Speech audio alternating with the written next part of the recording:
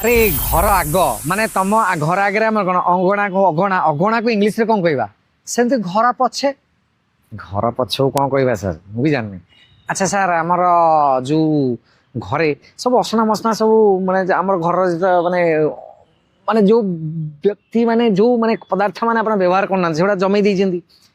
ହିନ୍ଦୀରେ କହୁ ଆମେ କବାଡ ଖାନା, ଓଡିଆରେ କଣ କହୁ?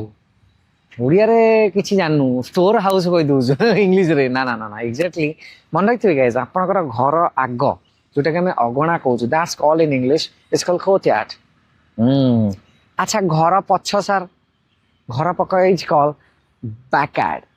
ସାର୍ ଆମର ଯୋଉ ଆପଣ କହୁଥିଲେ ଷ୍ଟୋର ହାଉସ, ଷ୍ଟୋର ହାଉସରେ ଆମର ଷ୍ଟୋର ହାଉସ ଏକ୍ଜାକ୍ଟଲି ନୁହଁ। ଆଜେ ବାଜେ ଜିନିଷ ଗୁଡା ଘରର ସବୁ ମାନେ ଏମିତି ସବୁ ଗଦା ହେଇଥାଏ ସେଠି, ଯାହାକୁ କୁହନ୍ତି ଜଙ୍କୟାର୍ଡ। ଓହୋ ଜଙ୍କୟାର୍ଡ, ୱାଓ। ସେମିତି ଆଉ ଗୋଟେ ୟାର୍ଡ ଲଗେଇ ଗୋଟେ ଶବ୍ଦଟେ ଅଛି, ଭାବିଲେ ଆଉ କଣ ହବ? ଓ ୱାଇ ଏ ଆର ଡି ଲାଷ୍ଟକୁ ଲାଗିବ। ଆଉ ଗୋଟେ ଶବ୍ଦ କଣ ହବ ସାର୍? ମୁଁ ତ ମନେ ପଡୁନି। ମନେ ପଡିଲା କି ଟିକେ କମେଣ୍ଟରେ ଲେଖୁନାହାନ୍ତି, ୟାର୍ଡ ଲଗେଇକି କଣ କହିବେ? ଆଉ ଗୋଟେ ବଢିଆ ଶବ୍ଦଟା ଅଛି। ହଁ ମୋର ତ ମନେ ପଡିଲା।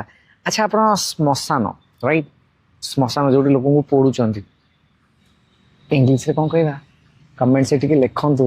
ହଁ ସେଇଟା ୟାର୍ଡରେ ହବ ଗୋଟେ, ମୁଁ ଆପଣ ଇଂଲିଶ ଶବ୍ଦଟା କହିବିନି, ଆପଣଙ୍କ ଦାୟିତ୍ୱ right in the comment section yard ଲଗେଇ ଶବ୍ଦଟା ହବ। ସୋ ଇଂଲିଶ ମାନେ ଫଲୋ କରନ୍ତୁ, ଇଂରାଜୀ ଶିଖନ୍ତୁ।